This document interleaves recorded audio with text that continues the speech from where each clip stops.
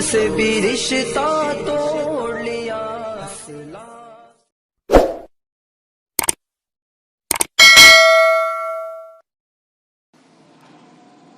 بسم اللہ الرحمن الرحیم. الحمد للہ وحدہ والصلاة والسلام علی من لا نبی بعدہ. پارہ نمبر 22. ماقبل سے سورۃ الاحزاب کے مضامین چل رہے تھے. یہاں اللہ رب العالمین نے ازواج مطہرات کا ذکر فرمایا ہے، اور بطور خاص ازواج مطہرات کو اہل بیت فرمایا ہے. یہاں یہ بات ذہن نشین فرما لیں کہ اہل بیت کا سب سے پہلا اولین مصداق پیغمبر پاک صلی اللہ علیہ وسلم کی بیویاں ہیں، اور اس کے بعد پیغمبر پاک صلی اللہ علیہ وسلم کی بیٹیاں اور داماد ہیں، اولاد ہیں. اور ازواج مطہرات کے ذریعے امت کو یہ بات سمجھائی ہے کہ خواتین کو گھر میں رہنا چاہیے، بلا ضرورت گھر سے باہر نہیں جانا چاہیے.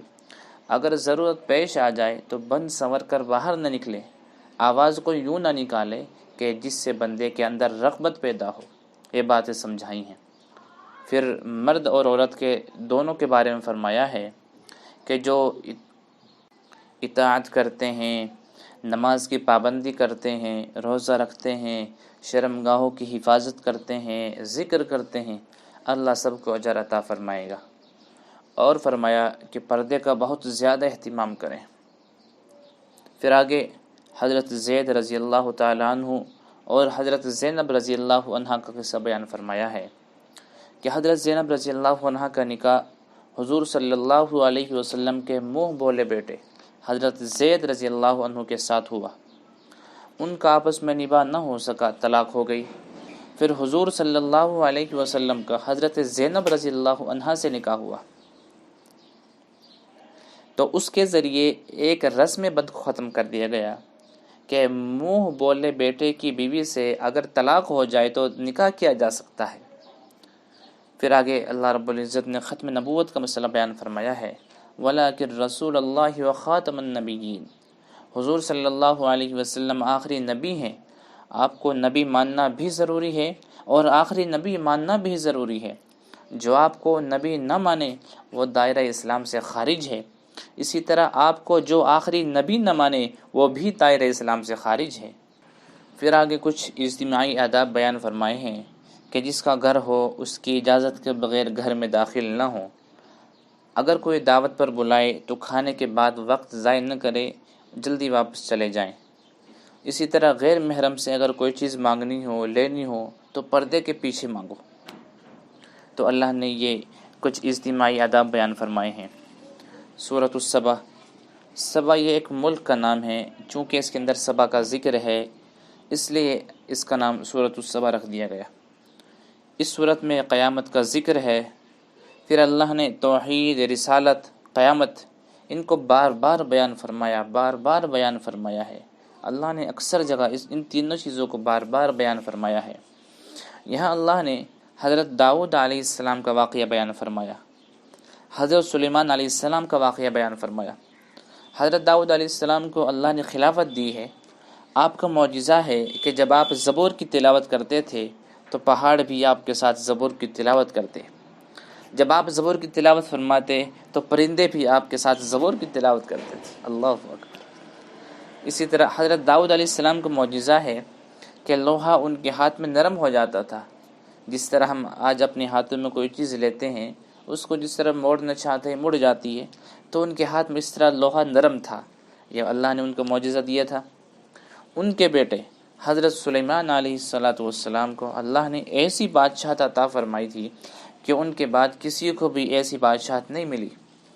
حضرت سلیمان علیہ السلام پرندوں کی بولی بھی جانتے تھے، چیونٹیوں کی بولی بھی جانتے تھے، جنات پر بھی اللہ نے ان کو حکومت دی تھی. حضرت سلیمان علیہ السلام کے بہت سارے کام ایسے تھے جو جنات سر انجام دیتے تھے.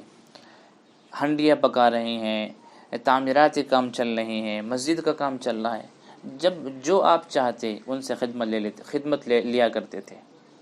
تو یہ حضرت سلیمان علیہ السلام کا معجزہ تھا. اللہ نے بہت نعمتوں سے ان کو نوازا تھا. پھر اللہ نے اس میں حضرت سلیمان علیہ السلام کی موت کا ذکر فرمایا ہے کہ حضرت سلیمان علیہ السلام لکڑی کے سہارے کے اوپر کھڑے ہیں اور جنات یہ سمجھ رہے ہیں کہ آپ دنیا میں ہیں، وہ آپ کو حیات سمجھ رہے ہیں، آپ کو دیکھ کر کام کر رہے ہیں، کام چل رہا ہے۔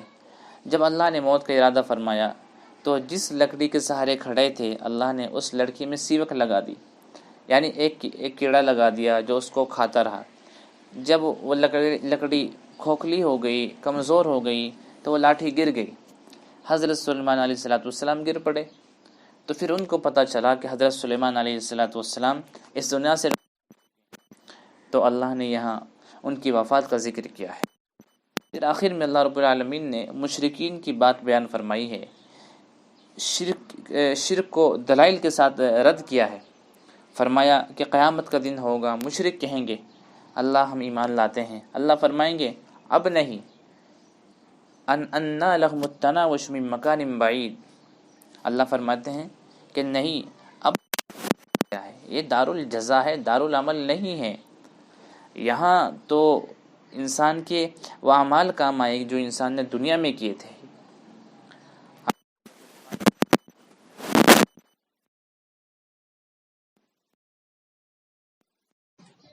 کیونکہ اس میں فاتر کا ذکر ہے اس لیے اس کا نام فاتر رکھ دیا گیا۔ اللہ نے اس میں توحید کے دلائل بیان فرمائے ہیں، شرک کا رد کیا ہے اور دلیل کی طاقت کے ساتھ رد کیا ہے، اور پھر بطور خاص ایک بات سمجھائی ہے، اللہ حلیم، اللہ کا حلم ہے کہ اللہ فوراً مواخذہ نہیں فرماتے۔ اگر اللہ مواخذہ فرماتے فساق مجرمین کی وجہ سے دنیا میں کچھ باقی نہ رہتا، اللہ سب کو مٹا کے رکھ دیتے۔ اللہ نے یہ پہاڑ، یہ زمین اور دنیا کے اندر جتنی چیزیں بنائی ہیں یہ انسان کے لیے بنائی ہے، اور انسان کو اللہ نے اپنی عبادت کے لیے پیدا فرمایا ہے۔ تو جب انسان اللہ کی عبادت نہیں کرے گا، اللہ کی نافرمانی کرے گا، تو اللہ یقیناً انسان کو اپنی پکڑ میں لے لیتے۔ تو چونکہ اللہ حلم ہے، اللہ کا حلم ہے، اللہ فوراً مواخذہ نہیں فرماتے، تو اللہ بڑے کریم ہیں۔ اللہ تعالی ہم سب کو اچھے، نیک، بھلے اعمال کرنے کی توفیق عطا فرمائے۔ رمضان المبارک کا آخر عشرہ چل رہا ہے، اللہ تعالیٰ اس آخر عشرے کی ہمیں خوب قدر کرنے کی توفیق عطا فرمائے۔ وآخر دعوانا ان الحمد للہ رب العالمین۔